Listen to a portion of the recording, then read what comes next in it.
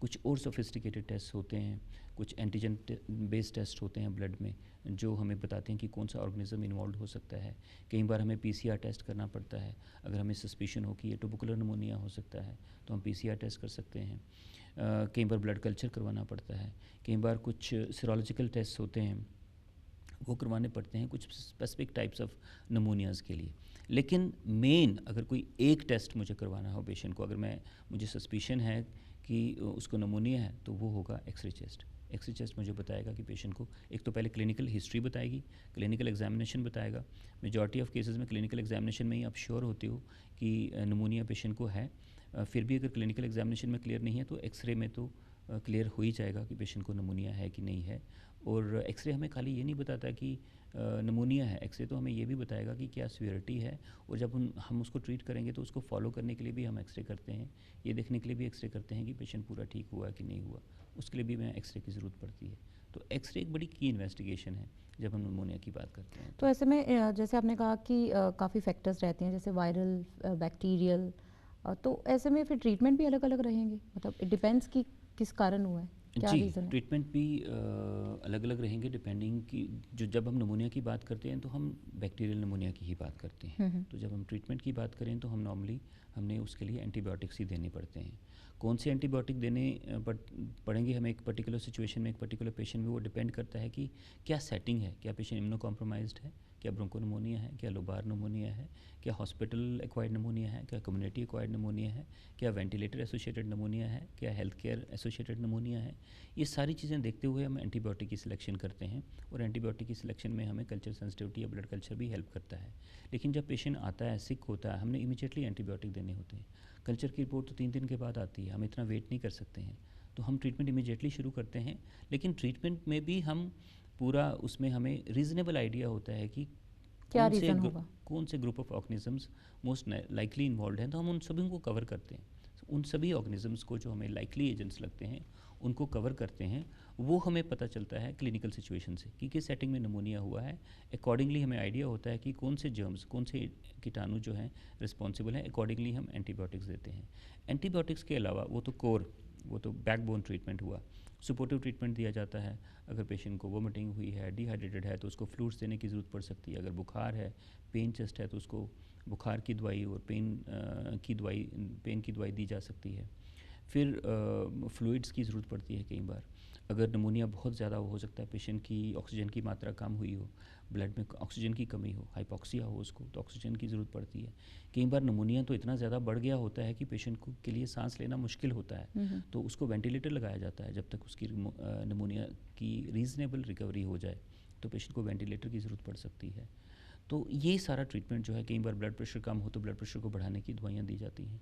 सो ये सारी जो चीज़ें हैं ये करनी पड़ती हैं। लेकिन मेन जो बैकबोन ट्रीटमेंट है वो एंटीबायोटिक्स रहता है निमोनिया का। तो ऐसे में डॉक्टर नील, जैसे अब बैकबोन ट्रीटमेंट आपने बताया कि एंटीबायोटिक्स का रहता है, तो जो इन्फेंट्स हैं उन्हें हो रहा है, तो ओवरऑल ही अब जैसे बच्चों में 6 ईयर्स से पहले पहले बच्चों की सबसे ज़्यादा डेथ्स हो रही हैं वर्ल्ड लेवल पे देखें या इंडिया में देखें, तो आपको क्या लगता है क्या रीज़न है, क्यों बच्चों का क्या इम्यून सिस्टम बहुत वीक हो गया, मैकेनिज्म बॉडी में कोई ऐसा है ही नहीं जो फाइट कर सके against such kind of infections, क्या देखिए रीज़न नेचुरल क्या है, एक है। तो बच्चों में वायरल इन्फेक्शन, मैंने बताया आपको, नमोनिया जनरली प्रीसीड करता है भाई अपर रेस्पिरेटरी वायरल इन्फेक्शन। इंसान को ज़ुकाम खांसी हुआ, उसके बाद नमोनिया की कॉम्प्लिकेशन हो सकती है। तो बच्चों में ये वायरल इन्फेक्शन ज़्यादा कॉमन होती हैं। बच्चों का इम्यून सिस्टम डेफिनेटली इतना डेवलप नहीं होता जितना एक मैच्योर एडल्ट में डेवलप होता है। इम्यून सिस्टम उनका भी अंडर डेवलपमेंट होता है। फिर बच्चों की कैपेसिटी, जैसे अगर मेरे को लगता है कि मेरी छाती ख़राब है तो मैं कफ आउट करता हूँ, स्क्रीशंस वगैरह बाहर निकालता हूँ, तो बच्चे जो हैं अपनी स्क्रीशंस वगैरह बाहर निकालने में इतने समर्थ नहीं होते हैं, तो उनमें जो है स्क्रीशंस अंदर जाती हैं और उनको निमोनिया के ज़्यादा चांसेस होते हैं।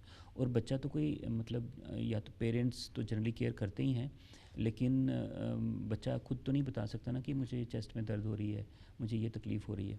तो इनडायरेक्ट क्लूज़ होते हैं, बच्चे को वोमिटिंग होगी, बुखार होगा या बच्चा सुस्त हो जाएगा, तो पेरेंट्स को लगता है बच्चा ठीक नहीं है, डॉक्टर के पास ले जाएंगे।